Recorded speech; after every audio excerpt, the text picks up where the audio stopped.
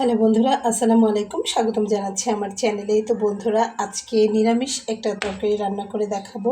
তো সাধারণত আমাদের ঘরে কিন্তু সবসময় 2টা পটল, 3টা উচ্ছে, একটু মিষ্টি কুমড়া এই ধরনের সবজি বেঁচে যায় ফ্রিজে, এগুলো একটু একটু করে জমে। তো সেরকম কিছু সবজি দিয়ে আজকে আমি একটা নিরামিষ রান্না করে দেখাবো। তো যতগুলো সবজি বেঁচে গেছে আমি কিন্তু সব আইটেমের সবজি ব্যবহার করতে পারছি না, কারণ তাহলে তরকারির পরিমাণটা অনেক বেশি হয়ে যাবে, আমার অত পরিমাণ লাগবে না। যার জন্য আমি এখানে 4 আইটেমের সবজি আলুসহ আর কি আমি ব্যবহার করেছি। দেখুন, এখানে আমি আলু নিয়ে নিয়েছি পুঁই শাকের ডাঁটা, এখানে নিয়ে নিয়েছি মিষ্টি কুমড়া, আর এখানে নিয়ে নিয়েছি চাল কুমড়া। এছাড়াও আমার লাউ রয়েছে। তো যেহেতু আমি চাল কুমড়া দিয়েছি তাই লাউ আর দিলাম না। রয়েছে কাঁচা কলা আর রয়েছে পেঁপে বন্ধুরা। তো সেগুলো অ্যাড করলে পরিমাণটা অনেক বেড়ে যাবে, যার জন্য আমি অ্যাভয়েড করছি। আপনারা চাইলে যত প্রকার সবজি আছে অ্যাড করে নেবেন আপনাদের প্রয়োজন অনুযায়ী। আর এখানে আমি মশলা নিয়ে নিয়েছি, খুবই সামান্য মশলা। দেখুন, এখানে ফোড়নের জন্য নিয়ে নিয়েছি শুকনো মরিচ, তেজপাতা, নিয়ে নিয়েছি গোটা জিরা, কালো জিরা, এবং এখানে নিয়ে নিয়েছি কাঁচা মরিচ একটু ভেঙে নিয়েছি, আর 2টা নিয়েছি। আর এখানে গুঁড়া মশলা, সব ধরনের গুঁড়ো মশলা আপনি এখানে ব্যবহার করতে পারবেন। তো নিরামিষ বলতে কিন্তু আমরা সেটাতে পেঁয়াজ রসুন সাধারণত দেই না, তো আমরা মুসলমান বলে নিচ্ছি। তো সনাতন ধর্ম অবলম্বীরাও কিন্তু পেঁয়াজ রসুনটা দেয় না, আপনারা চাইলে কেউ পেঁয়াজ রসুন দিয়ে নিতে পারবেন বন্ধুরা। তো বন্ধুরা, চলুন বেশি কথা না বাড়িয়ে চমৎকার এই রেসিপিটি দেখে নেওয়া যাক। তো বন্ধুরা, চুলাতে আমি কড়াইটা দিয়ে নিয়েছি, এটা গরম হয়ে গেছে। তো এটাতে আমি এখন তেল দিয়ে নেব। আমি এখানে সয়াবিন তেল ব্যবহার করছি, আপনারা চাইলে কিন্তু সরিষার তেল দিয়েও রান্নাটা কমপ্লিট করতে পারবেন। তো আমি এখানে দিয়ে নিচ্ছি শুকনো মরিচ, তেজপাতা,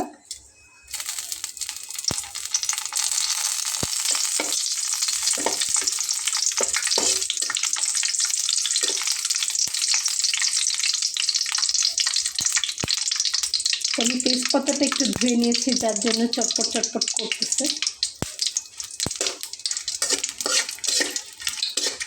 পানি লেগেছে সেজন্য।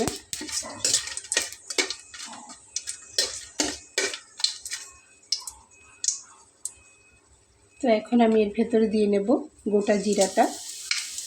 তো এখানে জিরার পরিমাণ রয়েছে 1/2 চা চামচ পরিমাণ, আর আমি দিয়ে নেব কালো জিরাটা।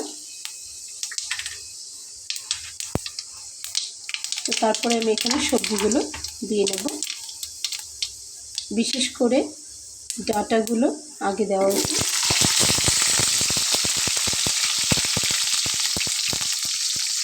তাহলে একটু সিদ্ধ হতে সময় লাগবে।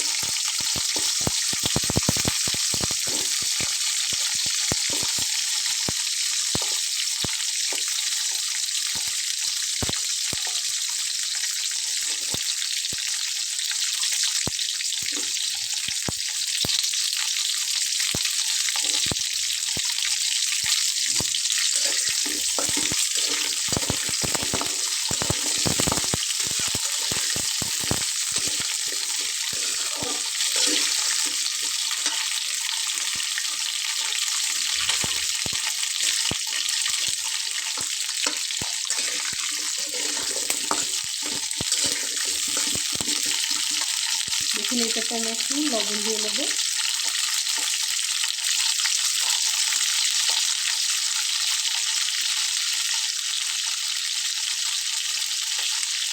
আর দিয়ে নেব হলুদ।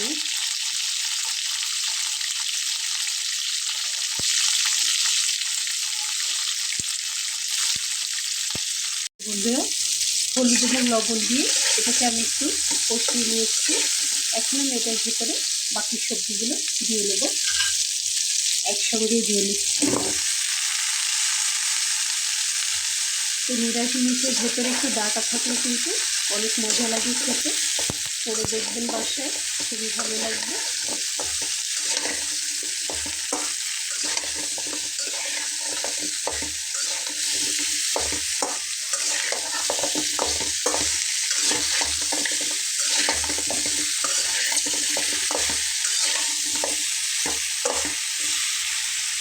তো সবগুলো সবজি কষাতে কষাতে আমি বাকি মশলাটা দিয়ে নেব। তো এখান থেকে লবণ আর হলুদটা কিন্তু আমি আগেই দিয়ে নিয়েছি, এখন পড়ে রয়েছে জিরার গুঁড়া এবং ধনিয়ার গুঁড়াটা।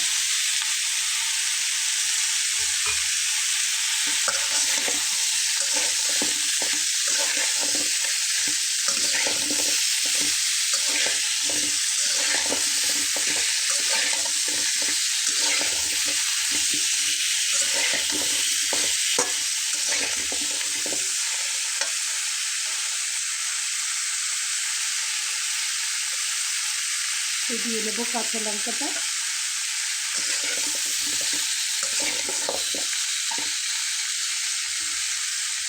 আর দিব সামান্য পানি।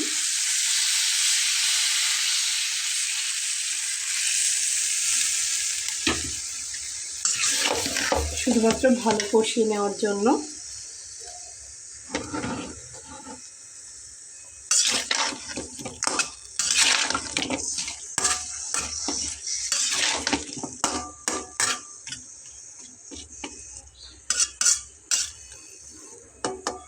তো এছাড়াও কিন্তু আমি এখন এর ভেতরে হাফ চা চামচ পরিমাণ শুকনো মরিচের গুঁড়া দিয়ে দেব একটু ভালো কালার আসার জন্য। তো বন্ধুরা এখানে দেখুন হাফ চা চামচ পরিমাণ আমি নিয়ে নিয়েছি, একটু সুন্দর একটা রং আসবে সেই জন্য এটা দিয়ে নিলাম। দিয়ে নিয়ে আবার একটু নেড়ে দেব।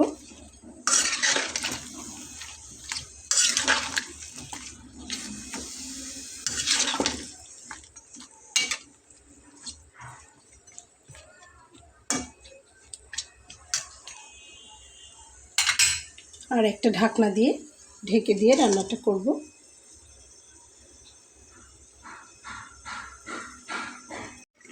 তো বন্ধুরা দেখুন আমার রান্নাটা, তো মাঝে কিন্তু আমি একবার নেড়ে দিয়েছি।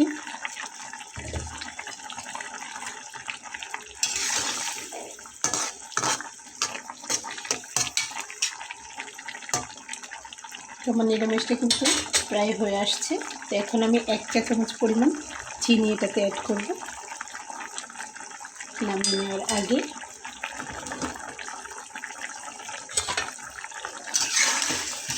এবং খুব ভালোভাবে নেড়ে মিশিয়ে দেব।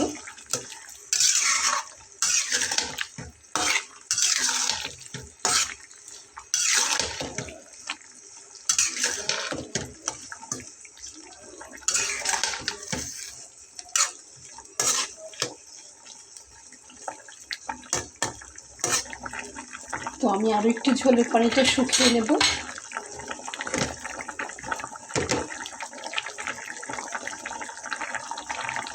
তো সেই জন্য আমি এখানে আরও 15 মিনিটের মতো আলগা করে জাল করে নেব। ঢাকনা দিয়ে ঢেকে দেবো না, এভাবে আমি 15 মিনিট জাল করে একটু শুকিয়ে নেব। আমার রান্নাটা একদম কমপ্লিট হয়ে গেছে। তো এটাকে নামিয়ে নেওয়ার আগে আমি এর উপরে 1 চা চামচ পরিমাণ ঘি ছড়িয়ে দেবো। এটা একদমই অপশনাল, আপনারা চাইলে দিবেন, না চাইলে না দিবেন, তবে ঘিটা দিলে অনেক মজা লাগে খেতে। তো দেখুন আমার ঘিটা চুলার পাশে থেকে কিন্তু গলে গিয়েছে, দেখিয়ে দিলাম। কিন্তু আমি এখানে ঘিটা এভাবে দিয়ে নেব। গলে একদম তেলের মতো হয়ে গেছে।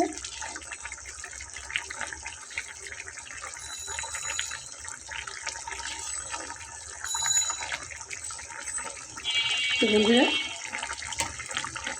দিয়ে নিলাম।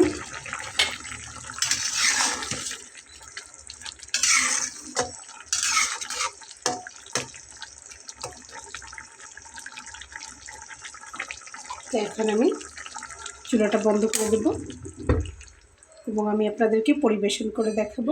দেখুন আমি এখানে গুছিয়ে নিয়েছি। এখানে আমি নিরামিষ তরকারিটা নিয়ে নিয়েছি। এখানে রুই মাছ দিয়ে আলু কষা করেছি, আর এখানে মুগের ডাল দিয়ে গরুর মাংস করে নিয়েছি। তো আমি আমার ছেলের জন্য দুপুরের খাবার গুছিয়েছি। দেখুন, তো আশা করছি আপনাদের ভালো লেগেছে। বন্ধুরা রেসিপিটি যদি আপনাদের ভালো লেগে থাকে তাহলে আমার এই ছোট্ট চ্যানেলটিকে সাবস্ক্রাইব করে সঙ্গে থেকে যাবেন।